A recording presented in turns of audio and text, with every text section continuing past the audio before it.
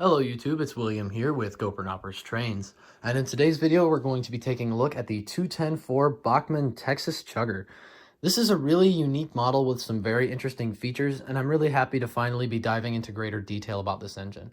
I do have two very old videos of this locomotive on my channel detailing sort of my repair process, as well as running and demonstrating the locomotive, but today we're actually going to be going slightly more into depth with this. Just a couple things to note before we begin. Mine is missing some pretty critical detail parts. For example, the bell on top of the engine right here is missing, and the sort of steam chest looking things, I'm not sure exactly what they are, but they normally rest right here on the front of the locomotive, are missing. So a couple things to get out of the way first. This thing is Atchison, Topeka, and Santa Fe, number 5012. It is a 210-4 steam locomotive. And unfortunately, this model is only available with the Bachmann pancake drive. This thing is dreaded for a reason. The axles are super prone to braking, and it doesn't run super well compared to pretty much any other locomotives. However, in owning this thing and being able to purchase it for nearly a song, and I don't remember exactly how much it was, I'll have to watch back my old video and I'll put mention of it somewhere. But I do rather enjoy the thing. I don't run it much simply because I am terrified of the axles and how volatile they are to braking, but it is a very enjoyable engine to have, and it's definitely a cool conversation piece. So I'm going to move out to some wider shots. We'll show you more of the details, and I'll explain a little bit more about the engine and how it works. Okay, so here we are. I've zoomed out a little bit, and the first thing that becomes immediately apparent is that this is literally just a Bachmann 484 Northern frame on a 210-4 slightly modified chassis. So obviously it has the extra driver and the rather nice silver rods and axles characteristic of the plus years as well as the pancake years. This one actually has some pretty nice underframe detailing, especially because you don't really need to look at much. You can see one of the larger drive gears back here just over that rear axle. These things do have the dreaded nylon axles that are prone to cracking, slipping, breaking, everything in between, you name it. This engine is equipped with an operating smoke unit that is somewhat synchronized to the engine's running speed, but not the chuffing, as you will very soon see. As we move to the back of the locomotive, you can see how the tender receives power. It's through this big, long metal wiper insert, essentially, that plugs into the back of the cab. I don't really want to pull it out because it's kind of a pain to get in and out of the engine, but I will do so anyways. First, I have to disconnect the tender from the drawbar, which can put up a rather nice fight. But once you've got them separated, you kind of just have to reach back into the cab and give it a little tug, and it'll come out. This thing is huge, it's really long, it's not pretty, but it seems to get the job done. Mine is a bit temperamental, so in some of the clips, notably the one of the engine leaving, it may get temperamental sound-wise, or it may not work at all.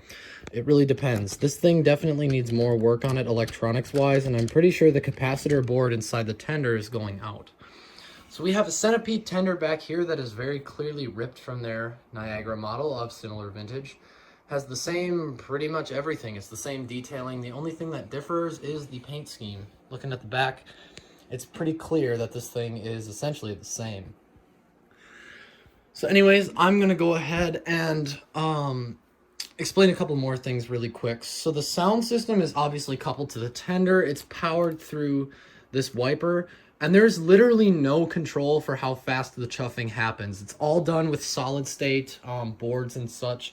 So it just chuffs at random. It's always one speed. Doesn't matter how fast the engine is going. Ooh, excuse me.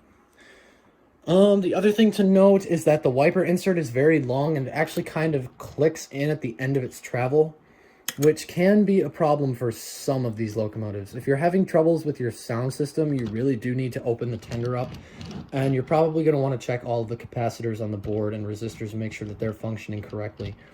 Anyways, I'm going to go ahead and run the engine by the camera in 2 shots because the engine can run without the sound system plugged in. Now, obviously, it doesn't have that same realistic chugging without the tender plugged in. However, it does run. So I'm going to run it once with the tender unplugged past the camera, and once with the tender plugged in past the camera, just so you can hear the difference in volume and the sound of the chuffs. So we'll go ahead and do that, and then we will roll it out.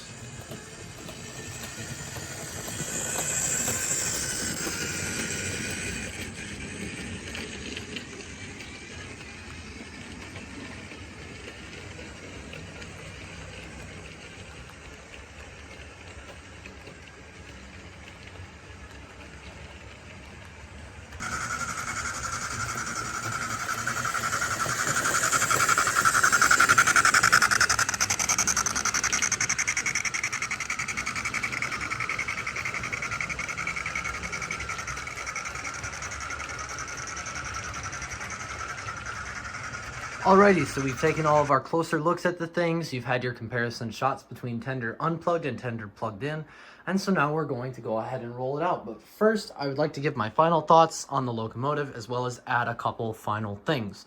First of all is that the engine does have a smoke unit. However, I don't usually use it. I've put just a little bit of smoke fluid inside the unit to keep it lubricated so that it doesn't melt the stack, of course. But honestly, if I weren't all for keeping this thing original in its train set like glory, I probably would have disconnected it by now. Anyways, so for my final thoughts, the price I paid being very, very low, I think it was under $20 actually, because it had a mist-ported wheel represented in the photo.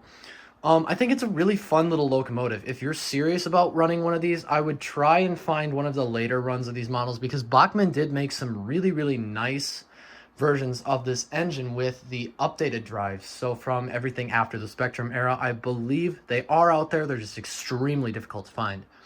It's a very fun locomotive. If you're looking for something different and toy-like and just fun to run, you can look here. It's going to be difficult to find one in good condition at a good price. It's hard to find one that runs, but when you do, it's a pretty neat little locomotive. So let's enjoy the sights and sounds of this really interesting locomotive in operation. Let's go ahead and roll it out.